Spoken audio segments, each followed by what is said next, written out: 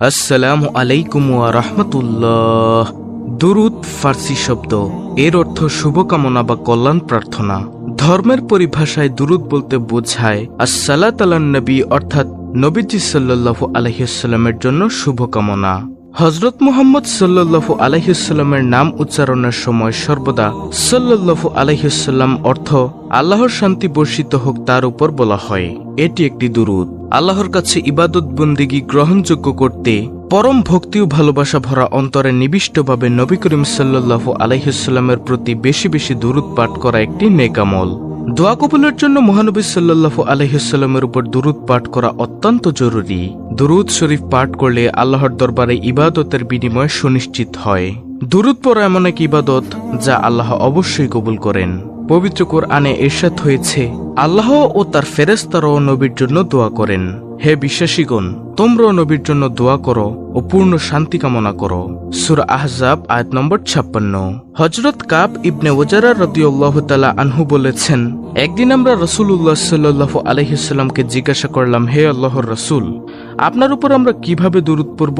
তিনি বললেন, বলো, আল্লাহুম্মা সাল্লি আলা মুহাম্মাদি ওয়া আলা আলি মুহাম্মাদ কামা সাল্লাইতা আলা ইব্রাহিম ওয়া আলা আলি ইব্রাহিম ইন্নাকা হামিদুম মাজিদ। আল্লাহুম্মা বারিক আলা মুহাম্মাদি ওয়া আলা আলি মুহাম্মাদ কামা বারাকতা আলা ইব্রাহিমা ওয়া আলা আলি ইব্রাহিম ইন্নাকা হামিদুম মাজিদ। অর্থাৎ, হে আল্লাহ, তুমি মুহাম্মদ সাল্লাল্লাহু আলাইহি ওয়াসাল্লাম এবং তার বংশধরদের উপর এই রূপ রহমত নাজিল করো যেমনটি করেছিলে ইব্রাহিম আলাইহিস সালাম ও তার বংশধরের উপর। নিশ্চয়ই তুমি প্রশংসনীয় ও সম্মানীয়।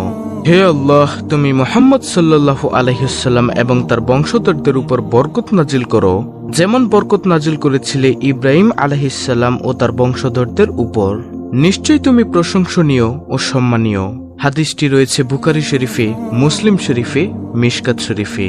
তো প্রিয় দর্শক, এখন আমরা যাব মূল আলোচনায়, অর্থাৎ একবার দুরূদ পড়লে কি হয়, 5 বার দুরূদ পড়লে কি হয়, 7 বার দুরূদ পড়লে কি হয়। দুরূদ শরীফ পড়ার ফজিলত। দর্শক, দুরূদ শরীফ পড়ার ফজিলত অপরিসীম। একদিন এক লোক রাসূলুল্লাহ সাল্লাল্লাহু আলাইহি ওয়াসাল্লামের সামনে নামাজ পড়ে দোয়া করলেন, হে আল্লাহ, তুমি আমার গুনাহ মাফ করো এবং আমার উপর রহম করো।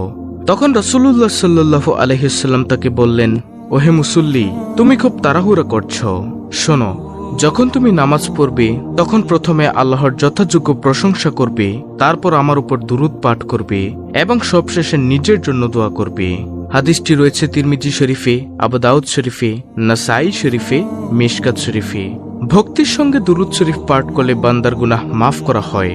দুরূদ পাঠের অশেষ সওয়াব সম্পর্কে রাসূলুল্লাহ সাল্লাল্লাহু আলাইহি ওয়াসাল্লাম বলেছেন, যে ব্যক্তি আমার উপর মাত্র একবার দুরূদ পাঠ করে আল্লাহ তাআলা তার উপর 10 বার রহমত নাজিল করেন এবং কমপক্ষে তার 10টি গুনাহ মাফ করেন, তার আমলনামায় 10টি সওয়াব লিপিবদ্ধ করেন এবং আল্লাহর দরবারে তার মর্যাদা 10 গুণ বৃদ্ধি করে দেওয়া হয়।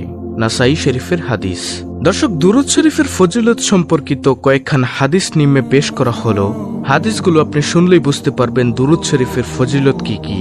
সর্বপ্রথম হাদিস, হযরত আবু হুরায়রা রাদিয়াল্লাহু তাআলা আনহু থেকে বর্ণিত, তিনি বলেন, রাসূলুল্লাহ সাল্লাল্লাহু আলাইহি ওয়াসাল্লাম ইরশাদ করেন, যে ব্যক্তি আমার উপর একবার দুরূদ পাঠ করবে আল্লাহ পাক তার উপর 10টি রহমত নাজিল করবেন। এই হাদিসটি রয়েছে মুসলিম শরীফে, আবু দাউদ শরীফে। দ্বিতীয় নম্বর হাদিস, হযরত ইবনে মাসউদ রাদিয়াল্লাহু তাআলা আনহু থেকে বর্ণিত, তিনি বলেন, রাসূলুল্লাহ সাল্লাল্লাহু আলাইহি ওয়াসাল্লাম ইরশাদ করেন, নিশ্চয় কিয়ামতের দিন ওই ব্যক্তি আমার সবচেয়ে নিকটবর্তী হবে যে ব্যক্তি আমার উপর সর্বাধিক দুরূদ শরীফ পাঠ করবে।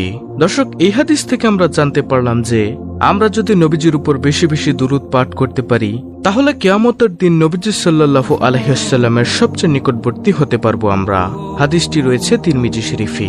তৃতীয় নম্বর হাদিস, হযরত আনাস রাদিয়াল্লাহু তাআলা আনহু থেকে বর্ণিত, প্রিয় নবী সাল্লাল্লাহু আলাইহি ওয়াসাল্লাম ইরশাদ করেন, যে ব্যক্তি আমার উপর একবার দুরূদ শরীফ পাঠ করবে আল্লাহ পাক তার উপর 10টি রহমত নাজিল করবেন, 10টি গুনাহ মাফ করবেন এবং 10টি মর্যাদা বৃদ্ধি করবেন। নাসাই শরীফের হাদিস। 4 নম্বর হাদিসটি হলো হযরত আম্মার ইবনে ইয়াসির রাদিয়াল্লাহু তাআলা আনহু থেকে বর্ণিত, তিনি বলেন, রাসূল সাল্লাল্লাহু আলাইহি ওয়াসাল্লাম ইরশাদ করেন, নিশ্চয়ই আল্লাহ পাক আমার রওজা শরীফে একজন ফেরেশতা মোতায়েন করে রেখেছেন যাকে সমস্ত বিশ্ববাসীর কথা শোনার শক্তি দান করেছেন। সুতরাং কিয়ামত পর্যন্ত যে কোনো ব্যক্তি আমার উপর দুরূদ শরীফ পাঠ করবে সে ফেরেশতা তার ও তার পিতার নাম উল্লেখ করে এভাবে আমার নিকট দুরূদ শরীফ পেশ করবে যে, অমুক ব্যক্তির পুত্র অমুক আপনার খেদমতে দুরূদ শরীফ প্রেরণ করেছেন। অর্থাৎ আমরা বুঝতে পারি নবীজি কিভাবে আমাদের দুরূদ শুনতে পান। আল্লাহ তাআলা নবীজির রওজা মুবারকে এমন একজন ফেরেশতা মোতায়েন করে রেখেছেন যে আমরা যদি কেউ তার উপর দুরূদ পাঠ করি তখন সে ফেরেশতা আমাদের এবং আমাদের পিতার নাম উল্লেখ করে এভাবে নবীজির নিকট দুরূদ পেশ করবে যে, অমুক ব্যক্তির পুত্র অমুক আপনার খেদমতে দুরূদ শরীফ প্রেরণ করেছেন। সুবহানাল্লাহ। এভাবেই নবীজি সাল্লাল্লাহু আলাইহি ওয়াসাল্লাম আমাদের দুরূদ শুনতে পান। আল কাউলুল বাদী আত-তারগিব ওয়াত তারহিব। 5 নম্বর হাদিসটি হল হযরত আনাস রাদিয়াল্লাহু তাআলা আনহু থেকে বর্ণিত। তিনি বলেন, রাসূল সাল্লাল্লাহু আলাইহি ওয়াসাল্লাম ইরশাদ করেন, যে ব্যক্তি জুম্মার দিনে 100 বার, জুম্মার রাতে 100 বার আমার উপর দুরূদ পাঠ করবে, আল্লাহ পাক তার 100টি হাজত পূরণ করবেন। এর মধ্যে 70টি হাজত হচ্ছে পরকালীন এবং 30টি হাজত হচ্ছে ইহলৌকিক।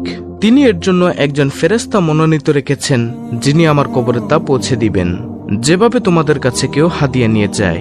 ওই যে প্রিয় দর্শক, 4 নম্বর হাদিসে যেটি বলেছিলাম, বিশ্বনবী সাল্লাল্লাহু আলাইহি ওয়াসাল্লাম বলেন, আমার ইন্তেকালের পরের জ্ঞান আমার জীবনকালীন জ্ঞানের মতো।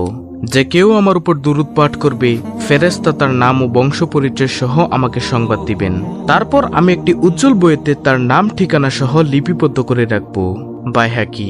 6 নম্বর হাদিসটি হল হযরত আবু দারদা রাদিয়াল্লাহু তাআলা আনহু থেকে বর্ণিত। তিনি বলেন, বিশ্বনবী সাল্লাল্লাহু আলাইহি ওয়াসাল্লাম ইরশাদ করেন, শুক্রবার দিন তোমরা আমার উপর অধিক পরিমাণে দুরূদ পাঠ করো, কারণ ইহা এমন এক বরকতময় দিন যেদিন ফেরেশতাগণ নাজিল হন।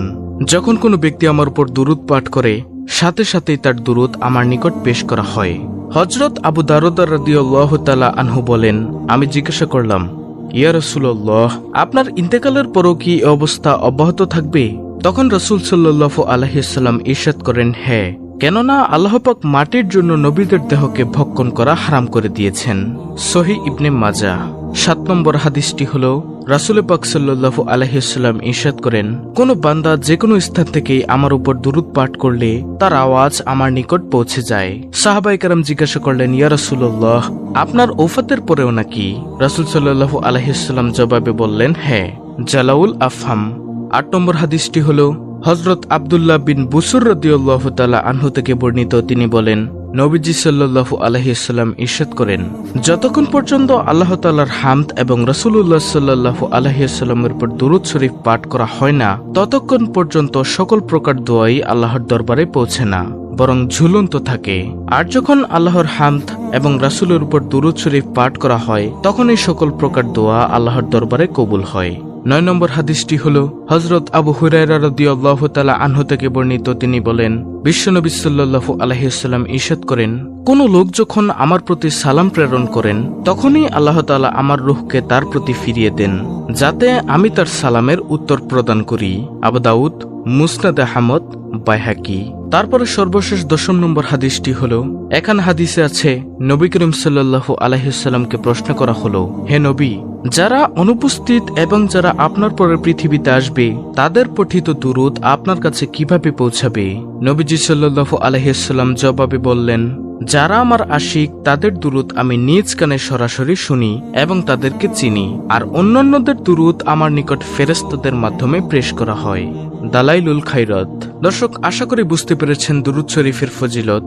অত্যন্ত গুরুত্বপূর্ণ একটি ভিডিওটি ভালো লাগলে অবশ্যই চ্যানেলটিকে সাবস্ক্রাইব করে বেল বাটন অল বাজিয়ে দিবেন। ভিডিওটিতে একটি লাইক দিবেন এবং কমেন্টে আমিন লিখবেন এবং অন্য মুসলিম ভাই বোনদের কাছে ভিডিওটি শেয়ার করে দিবেন, যেন তারাও দেখে শিখে আমলটি করতে পারে এবং দুরূদ শরীফের ফজিলত সম্পর্কে জানতে পারে।